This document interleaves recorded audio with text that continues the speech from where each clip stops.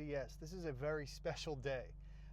It's interesting. We just had BMW's semi-annual test fest. It's where BMW kind of gathers all of the journalists that it can together in one spot and has all its new cars on track, on the road. You can test basically everything, as you want. You test whatever's available. It's really free form, and it's really fun, actually. It's probably the most fun sort of press event I've ever been on, because it's just like, you just go in, you have a big toy box full of toys, and you get to play with whatever you want. So it's really cool. One of those cars was a white M2 CS with gold wheels and a 6-speed manual. It was only available for road use, not on the track.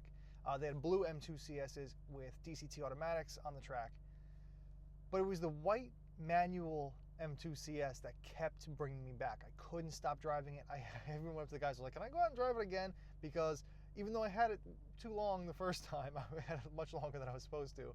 I wanted a second go. I really wanted to drive it again because it was such a great car. As we were leaving the event, I spoke to some of the people at BMW, and I was like, could I possibly get one as a test car, as a real tester? Because all of the M2 CSs were going to go to California. They're going to the West Coast for the winter, because you don't want to drive this thing in the winter here on the East Coast with the crap weather. So they all went to the West Coast. So I was like, this is going to be my last chance, realistically, to ever test, to have a proper M2 CS on test. Because by the time winter's over, there's going to be other stuff that I'm going to have to test, M3s, M4s, all sorts of weird stuff. I'm not going to have the chance to get back in this. This is going to be my last chance. Could I get one? There was a really small window, but BMW graciously worked with me. So thank you, BMW. And I have this for 4 days. Now, this is the third of my 4 days, one of which was just all driving it back to my house. So I didn't have time to shoot a video or anything, but today I am driving this. I'm so excited to be driving it and sharing it with you. I really can't wait to show you what it's all about. And I know you've probably seen videos and reviews of it before, but I really am excited to give my feelings and my opinion on it, because it's a really interesting car. So now we are on the road in a manual M2 CS. What an awesome day. Any day you get to drive a manual M2 CS is a great day. So when you drive the M2 CS, as soon as you get in, you notice a few things. A manual one. Firstly, the clutch. It's a very springy clutch, and I'm not used to that because my daily is quite old. The clutch is probably quite worn, and it's not anywhere near that springy. So I found myself with a couple of rough shifts over the past couple of days because I'm just not used to it. Aside from that, the next thing you notice is just how tight this shifter is. I'm not typically huge on BMW manuals because they're usually, oh my God, son, sorry about that. They're usually really rubbery and kind of vague, and I never feel like they're really that engaging or exciting to use. But this one is really nice. It's still not, it's not Porsche good. It's not even, Mazda MX-5 good, but it's probably the best modern manual I've ever driven. It's really tight. The throws are short and precise. You can really clearly feel the gates. It's a joy to use. It really is. Now, I've said this before, and I'll say it again. I'm a little guy. I'm only 5'9" on a good day, and about 160, 165 pounds. So I'm a little fella. And these are snug on me, these seats. And I have the bolsters as wide as they'll go. And they're still really snug on me. But they feel really good, and they're really supportive. The steering wheel in Alcantara is also really nice. It just feels really nice, feels really sporty, but it's just still too thick. I don't know what BMW is doing these days, but it's insane. I mean, I don't have big hands, but I could barely wrap my hands around this thing.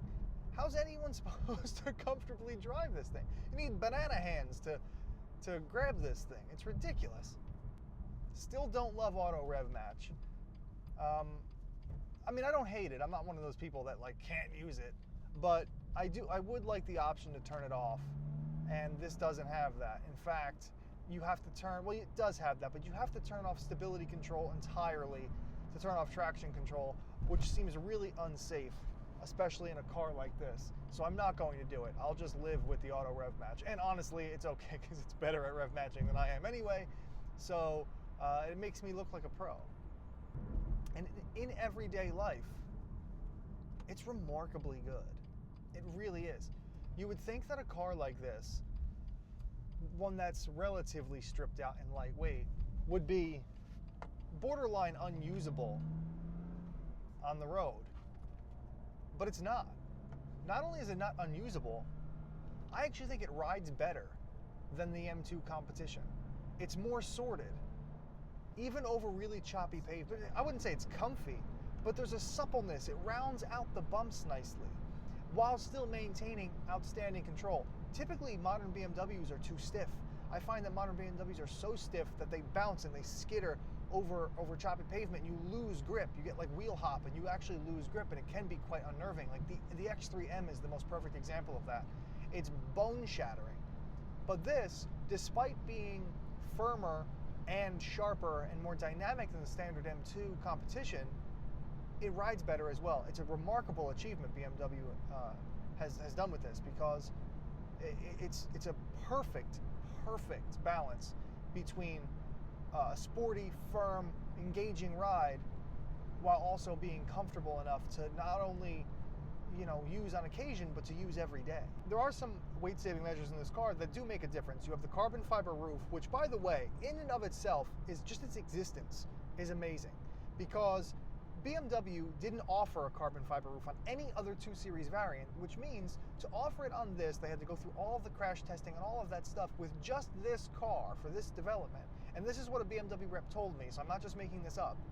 They had to go through all the development to develop just the carbon fiber roof for just this one limited run car, which proves a huge commitment to making this as good as it absolutely possibly could be. This car also has a carbon fiber hood and a carbon fiber trunk lid, and there's a lot of carbon fiber. You have Alcantara trim and all sorts of stuff like that.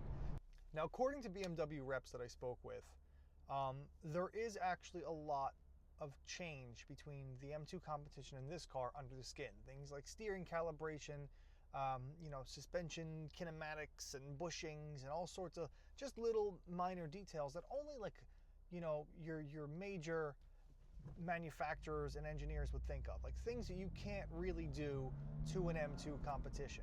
Like you're not going to go out and change suspension kinematics. You're not going to go out and change, subframe bushings. You're not going to do that sort of stuff. I mean, some people will, but that's really extreme. And your average tuning shops aren't going to do that or sell, parts for that.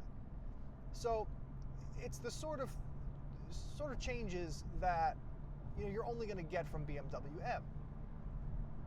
And that's great. The problem is, I don't think you actually notice the differences. Now, I drove an M2 competition from my house about 200 miles or so to Monticello Motor Club to BMW's Test Fest, where I drove this car. So I drove an M2 for a long time, and then took this car on the very same roads that I had just driven the M2 competition on. And I'm not going to lie, handling-wise, I don't know if there was a significant enough difference to warrant getting this over the M2 competition. I will say, I've driven this car on track. You might have seen my review and video about it. And I will say, on track, it's brilliant. It's a brilliant car on track. You really do notice the differences between this and the M2 CS on track. I will say that for sure. Because you can push it way harder than you can push an M2 comp and not feel terrified. Because I've pushed an M2 competition on track before, and it can feel sketchy. It can catch you out if you're not careful. It's a very tail-happy car. It really, it can feel sketchy. I drove this on track in the wet with a DCT, but still in like gross, slick, grimy, wet track, and it was brilliant. It was fantastic. It was confidence inspiring and stable. You could push it. I could push it. I'm no hero driver. I could push it and have a lot of fun and not be too scared. It's a really impressive car on track. That is where you realize, okay, this is the special one. This is worth the extra money. So I have no denial there. However, I don't know, I could be wrong, but I don't know how many customers are going to take this car, this very expensive, relatively short run car that's probably going to be worth a lot more than they paid for it in the next 10 years. Are they really going to take it on track and risk beating the crap out of it, risk crashing it, risk having to replace parts that are going to be expensive on it? I don't know if that's going to happen. So if you're looking for, an M2 that's just slightly better, I think you're better off getting an M2 competition for the $65,000 or so, spending $5,000 on new coilovers, better brakes, better tires, and I think you have a car, you get it in a manual, and I think you have a car that will provide just as much driving pleasure as this does on the road. I really do believe that, and that's not really a knock on this car, but it's more of high praise for the standard M2 competition, which is already so good. It's such a great package that it's really hard to improve upon it. Oh.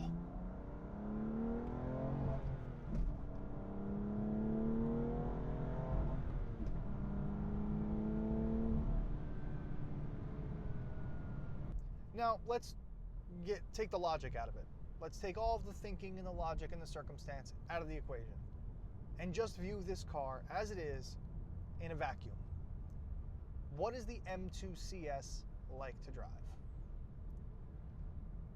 If you get rid of the fact that it's not,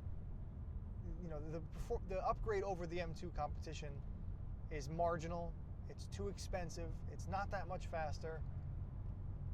If you get rid of all of that stuff, this is a sensational car to drive. It really is. It's one of those cars that there isn't a logical reason to get it. You can get better, faster sports cars for the money. You really can. However, this car genuinely will blow you away. It's also definitely a little bit noisier in here. BMW must have stripped out some of the noise, the sound deadening, the noise insulation.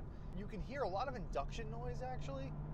I don't know if BMW pipes fake speaker noise into here because it sounds really real. It sounds really mechanical. If BMW is using trickery here, it's their best trickery to date because it's very good, actually. The balance is definitely there. Like, you can definitely feel that just tiny bit of rear end rotation, and then it just grips and goes. It just always feels stable and confidence inspiring, but it always is willing to play as well. It has this beautiful linearity in the way it kind of just slowly wags its tail a little bit, and you can catch it really easily. Now I didn't have it in MDM mode before. I had it in just the regular traction control on because this is a very special car. There's not many of them.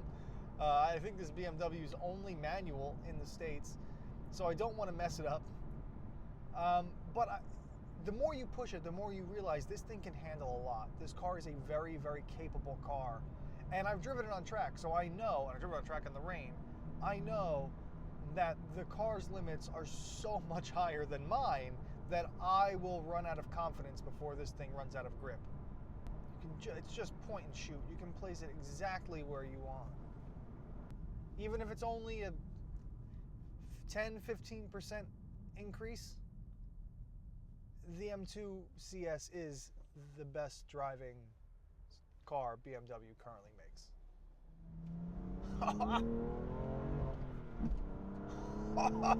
This is good. This is a good car. This is a really, really, really fun car.